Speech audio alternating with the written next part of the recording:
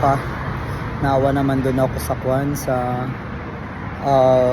Bulag kanina. Sasakay na ako sana sa bus, kaya lang nagsabi siya, tulungan mo naman akong ipunta ako sa toilet kasi gusto niya daw pumunta sa una. Yung hiningi niya escalator lang, tapos okay, no worries. Tapos sabi niya kailangan kong umihi, naiihi daw siya, kailangan niya ng toilet. Sabi ko dito sa side na to kasi walang toilet dito, kailangan pa natin pumunta doon sa kabila.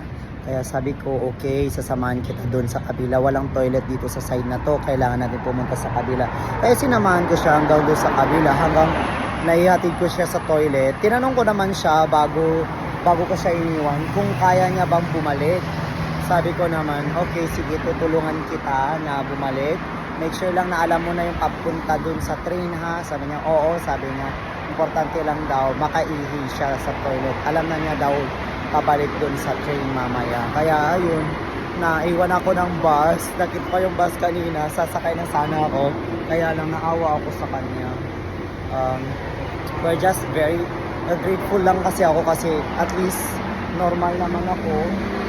May mga nararamdaman sa katawan, pero thankful kasi nakakakita pa rin ako at wala akong disabilities. Kaya sa mga katulad ko na normal, kapag may nakita tayo at humingi ng tulong, yung simple lang na paghatid kahit nagmamadali tayo, tulungan po natin sila. Yun lang yung kaya nating ibigay at ipakita din natin sa kanila na kahit ganun yung kalagayan nila, bigay natin yung care na pwede nating ipadama sa kanila. O, di ba? Ang simple nun pero nakakataba sa puso. Ang saya ko kahit maliliit man ako doon sa trabaho ko mamaya. Okay? Kapag mapagalitan ako, okay lang. Ganyan talaga, di ba? They don't know what is the story all about. And minsan hindi naman ako willing magsabi kung ano yung nangyari at bakit ako nalilate minsan. Nahayaan ko na lang kapag nalilate ako, then hayaan mo na. Ayan, nandito na yung bus ko, papunta na ako. Okay, see you guys. Again, always be grateful. Thank you. Masarap ng pakiramdam makatulong. Okay.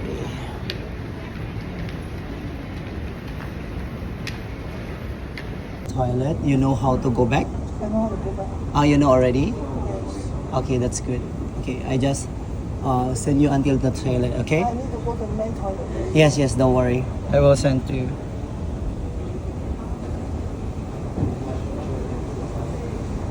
But going down, you know already, okay? Yes. Okay, that's good. Okay.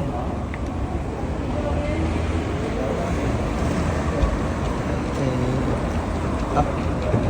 Okay. This. Here. Thank you. Okay, here.